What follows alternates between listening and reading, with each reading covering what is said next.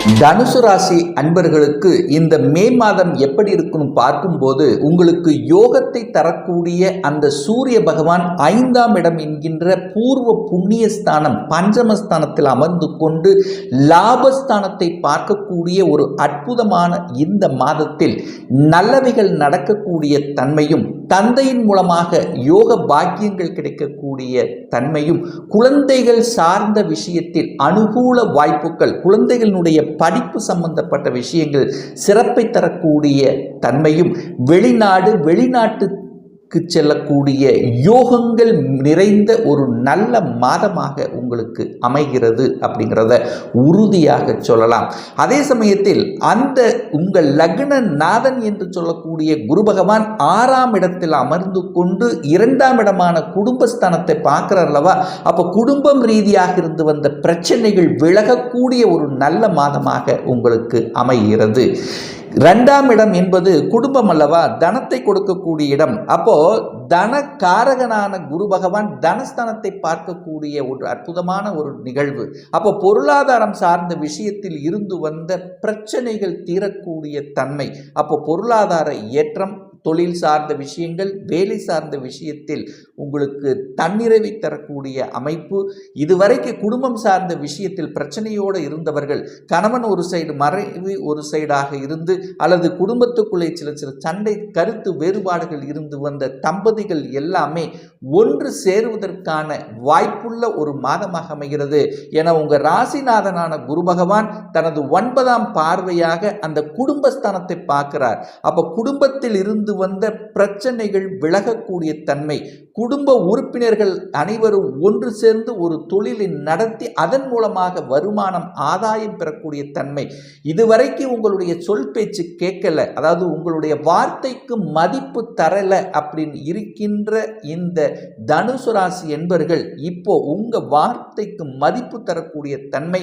உங்களுடைய பேச்சு திறமை, அதாவது உங்க பேச்சு திறமை எப்படி இருக்கும்னா பக்காவா, அதாவது ஒரு ஸ்ட்ராட்டஜிக் பிளான், இப்படி பேசினா அது சரியாக இருக்கும், அது ஒரு கச்சிதமாக பேசி காரியத்தை முடிக்கக்கூடிய ஆற்றல் உள்ள ஒரு மாதமாக உங்களுக்கு அமைகிறது.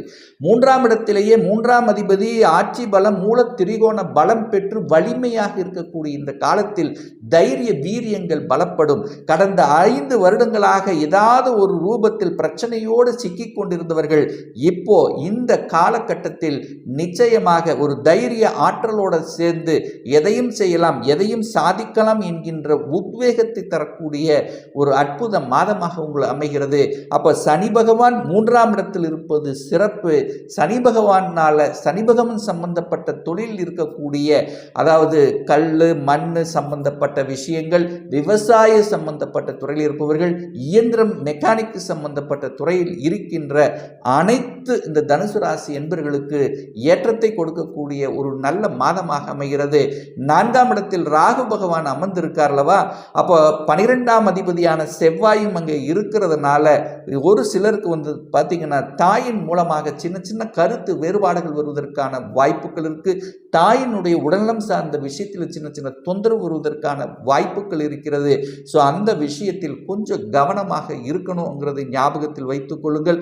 ஒரு சிலருக்கு வந்து பார்த்தீங்கன்னா வீடு வாங்கக்கூடிய யோகம் என்பது இந்த காலகட்டம் உங்களுக்கு சிறப்பு. கடன் கிடைக்குமான கடன் கிடைக்கக்கூடிய வாய்ப்புகள் உருவாக்கும்.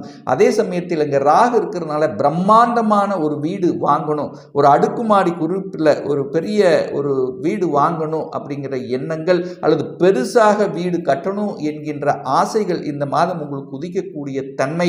5ஆம் அதிபதியாக இருக்கக்கூடிய அந்த செவ்வாய் பகவான் 4ஆம் இடத்தில் அமர்ந்திருக்கின்ற காரணத்தால நிச்சயமாக அந்த குழந்தைகளினுடைய நலன்கள் அப்படிங்கிறது திருப்திகரமாக இருக்கும். ஒரு சிலர் தன் வீட்டை விட்டு வெளியே செல்லக்கூடிய, ஹாஸ்டல் தங்கி படிக்கக்கூடிய தன்மைகள் இந்த மாதம் உங்களுக்கு இருக்கிறது. அதே சமயத்தில் பாக்யாதிபதியாகி இருக்கின்ற சூரியன் 5ஆம் இடத்தில் இருக்கிறதுனால தகப்பன் மூலமாக நல்லவைகள் நடக்கக்கூடிய தன்மைகள், பூர்வீகம் சார்ந்த விஷயத்தில் இருந்து வந்த பிரச்சனைகளை தீர்ப்பதற்கும் ஒரு நல்ல காலகட்டமாக உங்களுக்கு அமைகிறது. அங்கே சுக்கிரன் அங்கே உட்கார்ந்து இருக்கிறதுனால, சுக்கிரனுங்கிறது ஒரு சுபகிரகம் அப்படிங்கிறதுனால பெரிய பாதிப்பும், 6ஆம் அதிபதி தனக்கு 12இல் இருக்கிறதுனால உங்களுக்கு பெரிய பாதிப்பு ஒன்றும் கொடுக்க போவதில்லை. ஆனால் இந்த மாதம் மே 19ஆம் தேதி 6ஆம் அதிபதி 6ஆம் இடத்திலேயே ஆட்சி பலம் பெற்று வலிமை இருக்க போகிறார். அப்ப 6ஆம் அதிபதி வலிமை என்ன? கடனை கொடுக்குமா? கடன் நிச்சயமாக கொடுக்கும். கடன் தன்னுடைய கெப்பாசிட்டிக்கு மேல போகாமல் பார்த்து கொள்வதும், எதிரிகள் சம்பந்தப்பட்ட விஷயத்தில் கொஞ்சம் கவனமாக எச்சரிக்கையோடு இருக்கணுங்கிறதையும் ஞாபகத்தில் வைத்துக் கொள்ளுங்கள். ஏன்னா உங்கள் லக்னாதிபதியும் போய் 6ஆம் இடத்துல உட்கார்ந்திருக்கார். 6ஆம் அதிபதி வலிமைற்றிருக்கிறதுனால உங்களுடைய எதிரிகள் வலிமை தன்மையுடைய இருப்பார்கள் என்பதை குறிக்காமிக்கிறது. ஸோ அந்த விஷயத்தில் கொஞ்சம் கவனமாக இருக்கணும். உடல்நலம் சார்ந்த விஷயத்திலும் கொஞ்சம் கவனம் எச்சரிக்கையுடன் இருக்கணுங்கிறது ஞாபகத்தில் வைத்துக் கொள்ளுங்கள். திருமணம் சார்ந்த சுப காரியங்கள் நடக்குமா அப்படின்னு நீங்க கேட்டீங்கன்னா, நிச்சயமாக கலத்திர காரகன் வலிமை பெற்று ஆட்சி பலத்துடன் வலிமையாக இருந்து 12ஆம் இடத்தை பார்க்கிறார் அல்லவா? 12ஆம் இடம் என்பது அயனசயன சுகஸ்தானம், போகஸ்தானம் அல்லவா?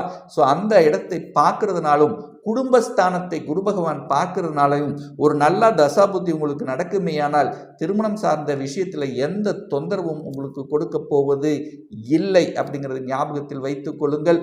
அதே சமயத்தில் அந்த 7ஆம் அதிபதியாக இருக்கக்கூடிய அந்த புதன் பகவான் 4ஆம் இடமான சுகஸ்தானத்தில் அமர்ந்து கொண்டு 10ஆம் இடத்தை பார்க்கிறார் அல்லவா? அப்போ கூட்டு தொழில் மூலமாக நன்மைகள் தரக்கூடிய ஒரு நல்ல மாதம். கணவன் மனைவியாக இருந்தால் 2 பேரும் சேர்ந்து ஏதாவது ஒன்று செய்யலாம், ஒரு தொழிலை ஆரம்பிக்கலாம் என்கின்ற எண்ண ஓட்டங்களை கொடுக்கக்கூடிய ஒரு நல்ல மாதமாக அமைகிறது. அதே புதன் பகவானானது இந்த மே மாதம் 10ஆம் தேதி 5ஆம் இடத்துல வந்து அமர்கிறார். அப்போ குழந்தைகளுடைய படிப்பு நன்றாக இருக்க போகிறது. குழந்தைகள் என்ன படிக்கணும் என்ற ஆசைப்படுகிறார்களோ அந்த ஆசைகள் நிறைவேறக்கூடிய தன்மையிலும், அந்த 7ஆம் அதிபதியாக இருக்கக்கூடிய புதன் பகவான் 5ஆம் இடத்தில் இருக்கிறதுனால ஒரு சிலர் காதல் சார்ந்த விஷயத்தில் ஈடுபடக்கூடிய தன்மைகளையும் ஏற்படுத்திவிடும். 9ஆம் அதிபதியாக இருக்கக்கூடிய சூரிய பகவான் 5ஆம் இடத்தில் ஆட்சி உச்சபலத்தோட வலிமையா, அதன் பிறகு மே 14ஆம் தேதி சூரியன் 6ஆம் இடத்தில் வர்றார் அல்லவா? அப்போ நிச்சயமாக அரசாங்க வேலை எதிர்பார்த்து காத்து கொண்டிருக்கின்ற தனுசு ராசியினருக்கு ஒரு நல்ல செய்தியை கொடுக்கக்கூடிய தன்மை இருக்கு.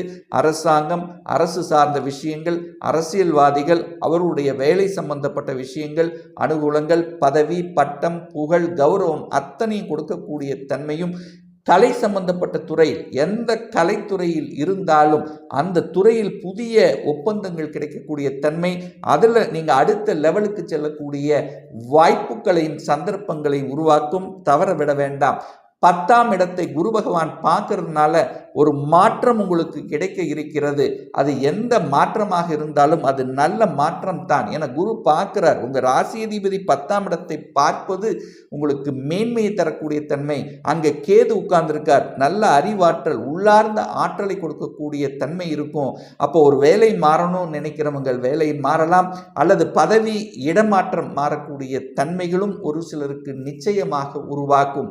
11ஆம் அதிபதியாக இருக்கக்கூடிய சுக்கிர பகவான் இந்த மாதம், அதாவது 19ஆம் தேதிக்கு ஆட்சி பலத்தோட வலிமை இருக்கார். அப்போ லாபாதிபதி வலிமையாக இருக்கும் போது நிச்சயமாக உங்களுக்கு லாபங்கள் பெருகக்கூடிய தன்மை, சுக்கிரனுடைய காரகம் சம்பந்தப்பட்ட தன்மைகள் உங்களுக்கு நல்ல வருமானத்தை தரக்கூடிய தன்மை, அது பெண்கள் சார்ந்த விஷயங்கள் உங்களுக்கு அனுகூலத்தை தரக்கூடிய தன்மை, பெண்கள் சம்பந்தப்பட்ட அந்த தொழில் நடத்தி கொண்டிருப்பவர்களுக்கு அனுகூலம், ஆதாயத்தை தரக்கூடிய அமைப்பை உருவாக்கும். அதே சமயத்தில் அந்த குரு பகவான் 12ஆம் இடத்தை பார்த்து சுபத்துவப்படுத்துகிறார். அப்போ இதுவரைக்கும் பார்த்தீங்கன்னா சனி பகவான் 12ஐ பார்த்து கொண்டு ஒரு வெளிநாட்டுக்கு போகணும் என்று ஆசைப்பட்டு கொண்டிருந்தவர்களுக்கு அது தடையை கொடுத்து கொண்டிருந்தது. விசா அப்ளை பண்ணி காத்து கொண்டிருந்தவர்களுக்கு விசா கிடைக்கல. இந்த மாதிரி வெளிநாடு அப்படின்னாலே தடை ஆக இருந்த இந்த தனுசு ராசி நண்பர்களுக்கு இந்த மே 1ஆம் தேதியிலிருந்து வெளிநாட்டு செல்லக்கூடிய யோகம், வெளிநாட்டில் வாழக்கூடிய அங்கேயே குடியுரிமை பெற்று அங்கே ஒரு பிஆர் அப்ளை பண்ணி காத்து கொண்டிருந்தவர்களுக்கும் குடியுரிமை கிடைக்கக்கூடிய வழிவகை சந்தர்ப்பங்களை நிச்சயமாக உருவாக்கும். அதே சமயத்தில் புனித யாத்திரைகள் செல்லக்கூடிய வாய்ப்புகளும் சந்தர்ப்பங்களும் உண்டு. ஒரு நல்ல தெய்வ வழிபாடு அப்படின்னு எடுத்துக்கொண்டால், உங்கள் ராசிநாதன் 6ஆம் இடத்துல போய் மறைகிறதுனால உங்கள் ராசிநாதனுடைய தெய்வம் என்று சொல்லக்கூடிய தட்சிணாமூர்த்தியை ஒவ்வொரு வியாழக்கிழமை சென்று வழிபடும் போது நிச்சயமா உங்க மனதில் இருந்து வந்த குழப்பங்கள் இல்லை காரிய தடைகள் எல்லாம் விலகுங்கிறதுல எந்தவித மாற்று கருத்தும் கிடையாது. இப்போ நான் சொன்னது கோச்சார ரீதியான இந்த மாதத்துக்குரிய ஒரு பொதுவான பலன்கள். இந்த ராசி நட்சத்திரத்தில் பார்த்தீங்கன்னா பல கோடி பேர் இருப்பீங்க. ஆனால் எல்லாருக்கும் ஒரே மாதிரியான பலன்னா நிச்சயமாக இல்லை. ஏன்னா ஒவ்வொருடைய ஜாதகரும் டிஃப்ரெண்ட், ஒவ்வொருத்தரும் டிஃப்ரெண்ட், ஒவ்வொருடைய தசா புத்திகளும் வேறுபடும். இந்த கோச்சார பலனை ஒரு 3 மாதத்துக்கு கண்டினியூவாக பாருங்கள். அது சரியாக செட் ஆகலை அப்படின்னா நிச்சயமாக உங்களுடைய தசநாதனோ அல்லது புத்திநாதனோ 6, 8, 12ஆம் அந்த தொடர்பு நிச்சயமாக இருக்கும். ஒரு துல்லியமான பலன் வேணும் அப்படின்னா உங்களுடைய சொந்த ஜாதகம், சுய ஜாதகத்தில் கிரகங்கள் எப்படி இருக்கிறது, என்ன ஆதிபத்தியம், எத்தனை டிகிரியில் இருக்கார், இப்போ நடப்பு தசா புத்தி அந்தரம் சூட்சமம் வாயிலாக நீங்கள் கேட்கக்கூடிய எந்த கேள்வியாக இருந்தாலும் இந்த வருடம் சொந்த தொழில் செய்வதற்கான கொடுப்பினை இருக்கா, அப்படி இருக்கக்கூடிய பட்சத்தில் எப்போ நம்ம சொந்த தொழில் செய்யலாம், இப்போ +2 முடிச்சிட்டேன், எந்த கோர்ஸ் படிப்பேன், அந்த படிப்பதற்கான விதி கொடுப்பினை என்ன இருக்கிறது, திருமண தடை ஏற்பட்டு கொண்டிருக்கு, எப்போ தான் நமக்கு திருமணம் நடக்கும், எப்போ நம்ம குழந்தை பாக்கியம் கிடைக்கும், எப்போ நமக்கு வீடு கட்டக்கூடிய யோகம் இருக்கிறது, இது போன்ற கேள்விகளுக்கு துல்லியமான பலனை நம்மால் கூற முடியும். ஒரு பர்சனல் கன்சல்டேஷன் எடுத்துக்கணும், ஒரு சுய ஜாதகம் பார்க்கணும் என்று விருப்பமுடைய அன்பர்கள் டிஸ்பிளே தெரியக்கூடிய நம்பருக்கு வாட்ஸ்அப் மூலியமாகவோ ஃபோன் கால் மூலியமாகவோ தொடர்பு கொண்டு அப்பாயின்மெண்ட் பெற்றுக்கொண்டு கன்சல்டேஷன் எடுத்துக்கலாம். இந்த பதிவு நிச்சயமாக உங்களுக்கு பிடித்திருக்கும் என்று நினைக்கிறேன். உங்களுக்கும் உங்கள் உறவுகளுக்கும் ஷேர் செய்யுங்க. நம்மளுடைய சேனலை ஃபஸ்ட்டு டைம் நீங்கள் பார்ப்பவர்கள் என்றால் மறக்காமல் சப்ஸ்கிரைப் பண்ணிக்கிங்க. பக்கத்தில் இருக்கின்ற பெல் பட்டன் மற்றும் ஆல் நோட்டிஃபிகேஷனை கிளிக் பண்ணும்போது நான் போடக்கூடிய அடுத்தடுத்த பதிவுகள் உங்களுடைய நோட்டிஃபிகேஷனில் வந்து சேரும். இந்த ராசி நட்சத்திர நேயர்கள் அனைவரும் வாழ்க வளமுடன் என்று எனது வாழ்த்தினை தெரிவித்துக் கொண்டு விடைபெறுகிறேன். நன்றி, வணக்கம், வாழ்த்துக்கள்.